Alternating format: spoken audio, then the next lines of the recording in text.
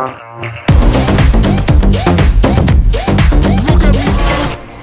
இரு குடும்பங்களும் அறிமுகப்படுகின்ற பொழுதும் திருமணம் எனும் அரும் அடையாளத்தை ஏற்பதற்கு வேண்டிய அருளையும் ஆசீர்வாதங்களையும் இறைவன் நிறைவாக இவர்களுக்கு வழங்க வேண்டும்.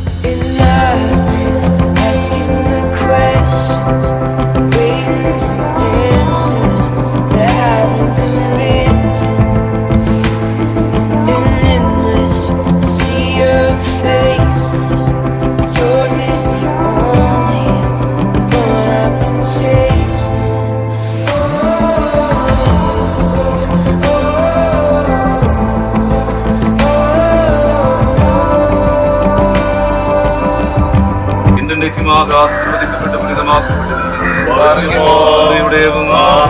மகனுடையவும் வாழ்வின் சூயாவினுடையவும் திருப்பேரால்